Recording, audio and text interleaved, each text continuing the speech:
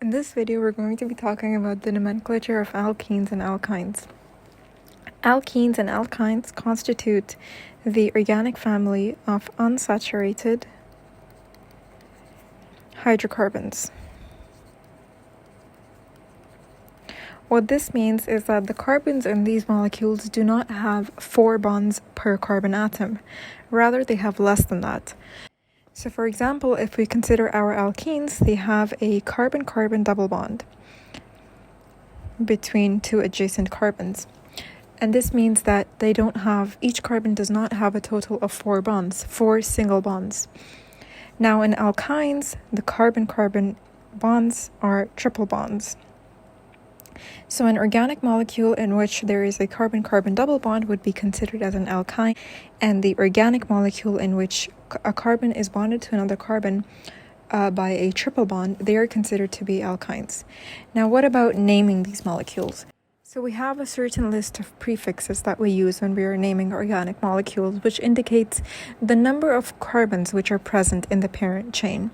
So, for example, let's draw an alkene molecule. Now, the smallest alkene is, of course, ethene.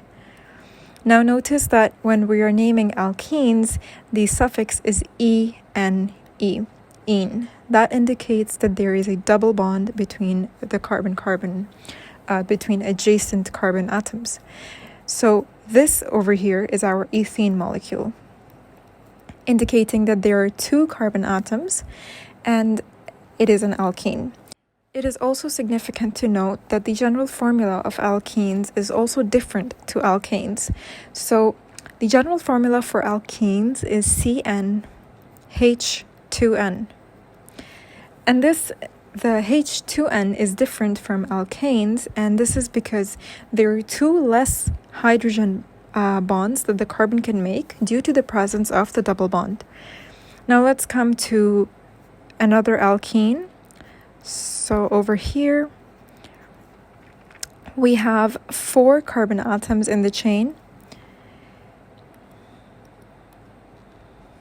So obviously our parent chain over here consists of 4 carbon atoms. So we have the prefix of but, but it is also important in alkenes to indicate where in the carbon parent chain our double bond is located.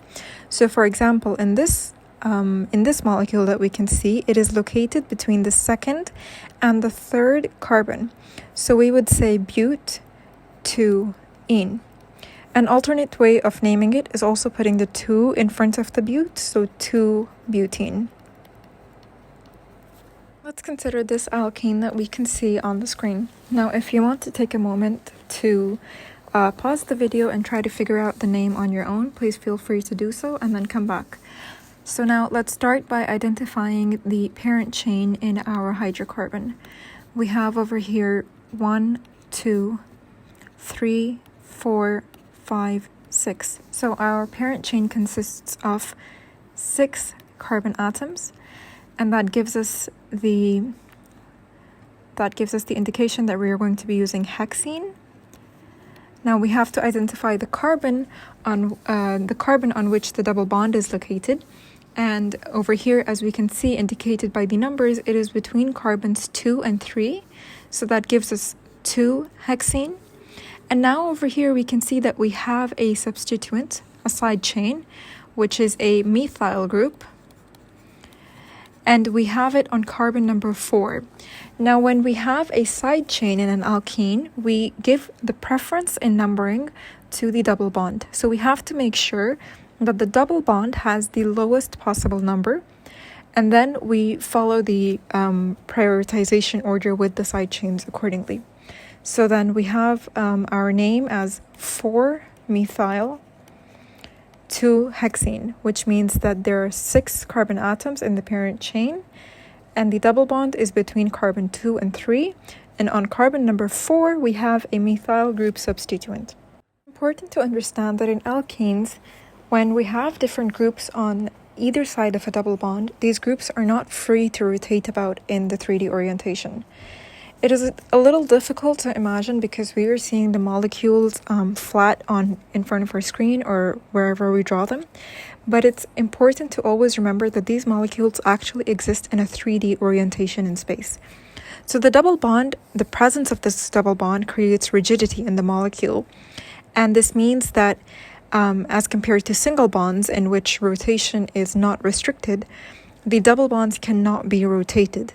So the groups that are on one side of the double bond in a molecule are fixed on that side. They are not free to rotate about, and the carbons involved in the double bond cannot be rotated as well.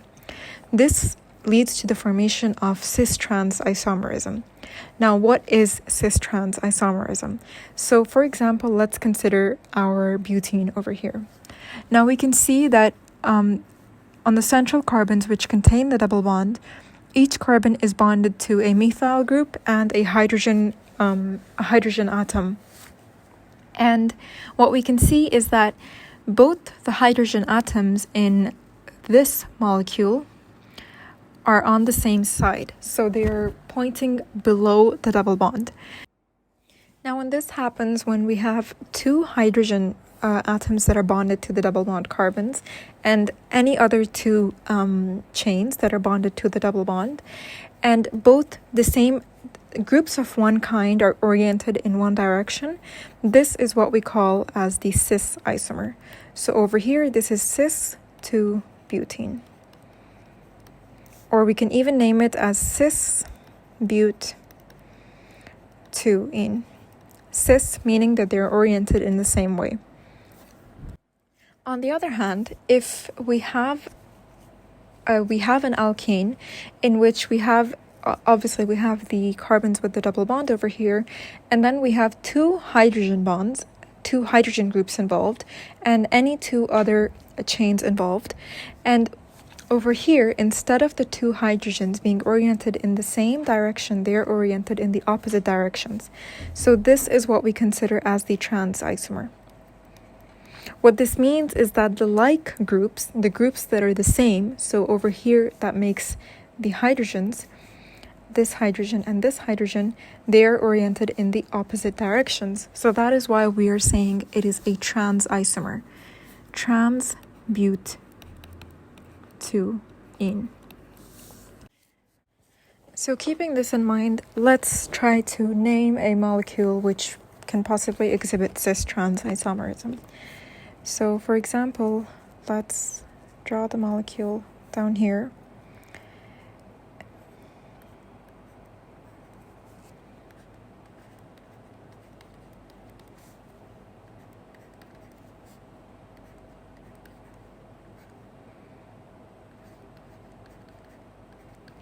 Now, it's important for us to remember that for an alkene molecule to exhibit cis-trans isomerism, there must exist two identical groups on the double bond carbons. So over here we have two identical groups on the carbons which contain the double bond. We have two hydrogens and we have two ethyl groups. So this molecule can easily exhibit cis-trans isomerism. However, if one of the hydrogens or if one of the ethyl groups was to be replaced with something different, then the molecule would not be exhibiting cis-trans isomerism.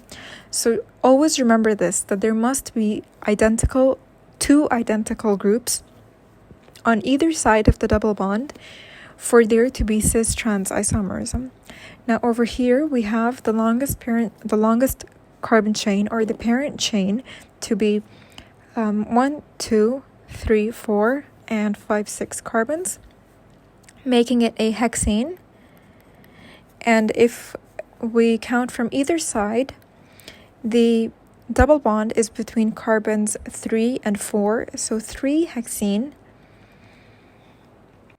And then the identical side groups, or the bonded groups to the double bond carbons, they are oriented in opposite directions, making it a trans isomer. Another type of isomerism which is found in alkenes is EZ isomerism. EZ isomerism is considered when we don't have identical groups on either side of the double bond. And EZ isomerism, in it, the naming and the priority groups is allocated according to the molecular mass of the groups that are attached to the double bond carbons. Let's consider this molecule over here, in which we have a chlorine and a hydrogen, and on this carbon we have, for example, a fluorine and a methyl. Now, how do we name this molecule? So we have to identify which groups on each carbon are the priority groups. So let's consider carbon 1, for example, if we call it. Just for practice sake, it's not actually in numbering carbon 1. So on this carbon, the priority group is going to be decided according to which group has the higher molecular mass. Now, on this carbon, we have attached a fluorine molecule, and we have attached a methyl group. In this, the higher molecular mass goes to fluorine. So fluorine is our priority on this carbon. Now, on this carbon, on the second carbon of the double bond, we have chlorine and we have hydrogen. And so the higher molecular mass is that of chlorine. So chlorine has our priority on the second carbon. Then we have to see what is the orientation of both the priority groups. So are the priority groups on each carbon atom of the double bond facing in the same direction or in opposite directions? Clearly, as we can see in this molecule, the priority groups on each the carbon in the double bond are on opposite sides. So that means this is an E isomer. E isomers are those in which the priority groups are in opposite orientations.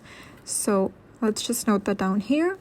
And then when we come to the parent chain, we can see this starts from carbon 1 to 3. It's a propene in which the double bond is between carbons according to priority. This would be carbon 1, this would be 2, and this would be 3.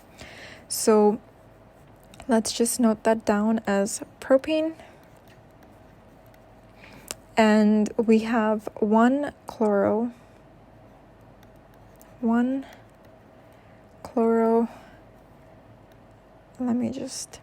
2 fluoropropene.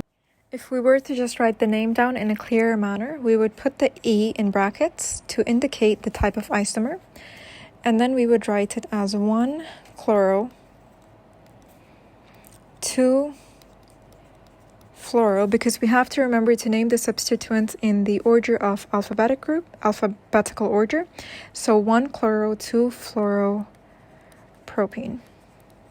How about if we considered the same molecule, but we drew it so that it would be the other type of isomer?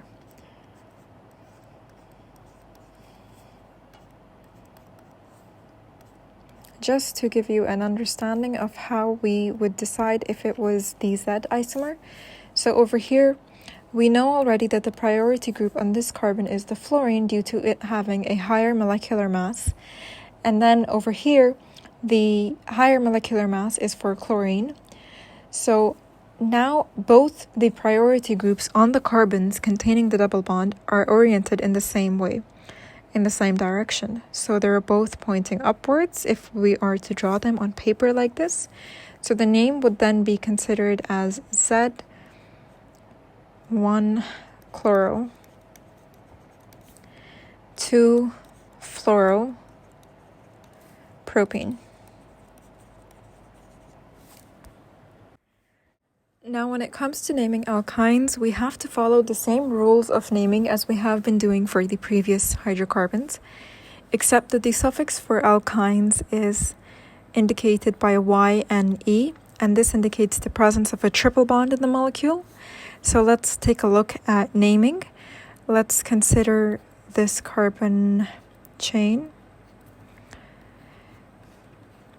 Over here, we have the parent chain of, for simplicity's sake, I'm not drawing the hydrogens in the molecule just to get the concept of naming clear, and then we can continue to draw the hydrogens. So over here we have, as we can see, 5 carbons in the parent chain. So that would give us a pentyne. And where is the triple bond? Now we have to give the triple bond the smallest possible number, as we are aware of the rules already for naming. So this is carbon 1, 2, 3, 4, and 5. And the triple bond is present between the carbons 2 and 3, so this is 2-pentyne. Now let's try and figure out the name of this alkyne molecule. If you want to take a second and see if you can figure it out on your own, please feel free to pause the video and come back to it when you think you're ready. So our first step, as in naming any hydrocarbon, is to identify first the parent chain. Now let's see this one over here. So 1, 2, 3, 4, 5, and 6. So our parent chain contains 6 carbon atoms, so that gives us the prefix that we're going to be using of hex and the suffix of Y and E. Now we can see over here that we have 2 side chains. We have 2 methyl groups. And our triple bond, the numbering of this triple bond, if we approach the molecule from either side, so from either side of the parent chain, if we approach the numbering, we would have the triple bond located between carbons 3 and 4. So the number 3 would be added before the hex sign to indicate the location of the triple bond. And then we have these 2 methyl side chains. So as we can see, they're located on carbons 2 and carbons 5. So just quickly over here, 2,5-dimethyl, 3-hexyne. So this is the name of our alkyne molecule that we can see over here. Let's summarize the rules that we have discussed today when it comes to naming unsaturated hydrocarbons. So the first step, as we must remember, is to identify the parent chain. And it's important to remember that the parent chain must contain the double or triple bond. It must be inclusive of the double or triple bond. That is how the parent chain is identified for unsaturated hydrocarbons. Then we move on to identifying the substituents. And the substituents, when we are naming them, they must be named in alphabetical order. Remember that this alphabetical order does not take into consideration whether you are naming it as a dimethyl or a trimethyl. It takes into consideration the actual name of the substituent. So the M comes after E. So if you had, for example, a triethyl and a dimethyl, you would not put the dimethyl before the triethyl. You would put the methyl after the ethyl. And then we discussed cis-trans and EZ isomerism. So remember that for cis-trans isomers, we need to have 2 identical groups that are present on either side of the double bond. And then for EZ isomers, we use the EZ naming system to name non-identical groups on either side of the double bond. And remember that these isomers only exist in alkenes because the double bond does not allow for rotation. And for EZ isomers, the priority for the naming, or how we decide whether the isomer is an E isomer or a Z isomer, is decided according to the molecular mass, and we have to identify the priority group on each carbon in the double bond. I hope this video was helpful for you, and I'll see you in the next one.